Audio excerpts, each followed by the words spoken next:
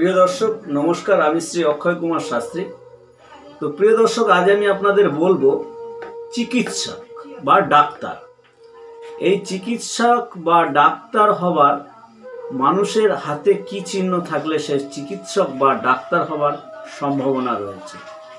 তো প্রিয় দর্শক, আমার চ্যানেলটি নতুন, দয়া করে সাবস্ক্রাইব করবেন পরবর্তী ভিডিও পেতে যদি আপনাদের অসুবিধা না হয়। তো চলে আসি, চিকিৎসক হতে গেলে যদি কোনো ব্যক্তি চিকিৎসক হতে চান, আমি আমার এই সাইডটায় আমি আপনাকে আমার হাতের চিহ্নটা দিয়ে দেবো এবং সেটাকে আমি মার্কিং করে দেবো। আপনারা দয়া করে সেটা দেখে দেখে বুঝবেন। যদি মনে করেন যে আপনার সেগুলো আছে, কেউ ডাক্তার হওয়ার ইচ্ছা আছে, চিকিৎসক হওয়ার ইচ্ছা আছে, তারা এটাকে ফলো করবেন, করলে বুঝতে পারবেন যে আপনি ডাক্তার হওয়ার সম্ভাবনা কতটা।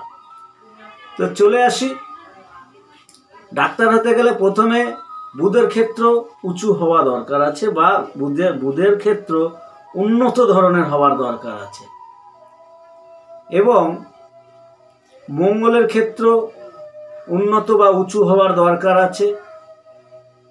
এবং মঙ্গলের ক্ষেত্রে যে দাগগুলো দেখা যাচ্ছে, আমি মার্কিং করে দিয়েছি, এই দাগ 3টি বা একাধিক বা 4টি বা একাধিক দাগ দেখা যায়, সোজা সোজা দাগ স্পষ্টভাবে যদি দেখা যায়, তবে সেই ব্যক্তি প্রখ্যাত জ্যোতিষ ডাক্তার হতে পারেন।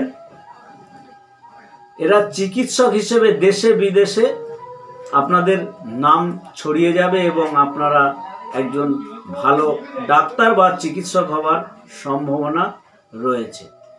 তো প্রিয় দর্শক, এইগুলোকে আপনারা ফলো করেন। যদি মনে করেন যে আপনার এগুলো আছে, আপনি ডাক্তারি পড়ছেন বা ডাক্তার হওয়ার সম্ভাবনা আপনার মনের কাছে, তো এটা মিলিয়ে নেবেন। যদি এগুলো কোনো সমস্যা থাকে, সেগুলোকে সঠিক করে নিতে হবে, নিয়ে আপনি চেষ্টা করুন, আপনি ডাক্তার হতে পারবেন। তো প্রিয় দর্শক, এই পর্যন্ত। পরবর্তী ভিডিও পেতে যদি অসুবিধা না হয়, আমার ভিডিও যদি ভালো লাগে, লাইক, কমেন্ট, শেয়ার, এবং ধন্যবাদ আপনাদের সকলকে।